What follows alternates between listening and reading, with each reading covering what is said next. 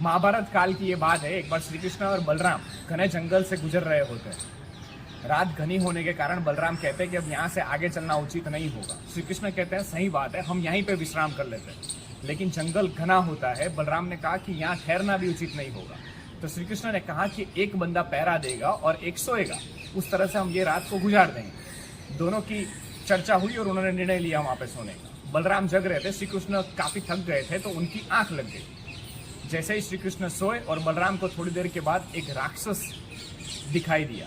अब वो राक्षस इतना बड़ा था, बलराम डरे तो इस घटना को देख के एक विचित्र चीज हुई कि बलराम का शरीर का कद जो था वो घटने लगा, धीरे धीरे छोटा होने लगा। जैसे जैसे वो डर रहे थे उतने छोटे होने लगे। राक्षस उनकी ओर आता गया और राक्षस ने उन्हें डराने का प्रयास किया। दूसरी बार जब राक्षस ने डराने का प्रयास किया तो बलराम और सिकुड़ गए। और तीसरी बार जब पास में आने लगा राक्षस तो बलराम एकदम छोटे कद के हो गए और सिकुड़ गए और जोर से चीखे कि श्री कृष्ण। और जैसे चीखे और बाद में वो ढल गए, जमीन के ऊपर ढल गए। श्री कृष्ण की आंख खुली, उन्होंने देखा कि बलराम थकान के कारण सो गया है, मुझे उठाना चाहता था। श्री कृष्ण उठे। थोड़ी देर बाद फिर वो राक्षस ने आने की कोशिश की। जब वो राक्षस श्री कृष्ण के सामने आया तो श्री कृष्ण ने पूछा, भैया कौन हो तुम, क्या हुआ? राक्षस घबराया।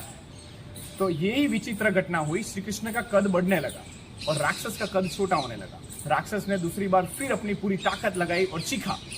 श्री कृष्ण मुस्कुराए और बोले, भैया क्या चाहिए तुम्हें?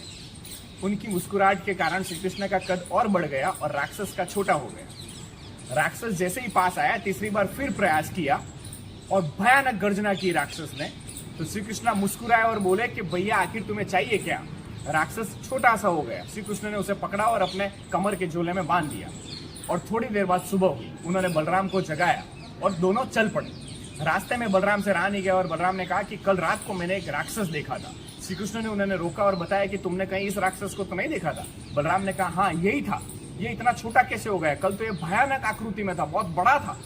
श्री कृष्ण ने ये बात समझाई कि ये राक्षस वही है जो हमारे मन में खराब विचारों की तरह आते हैं। जो चुनौतियां हमारे सामने आती है, अगर उन्हें सामना करने की बजाय हम उससे डर जाते हैं तो वो चुनौती हमारे सामने बड़ी हो जाती है।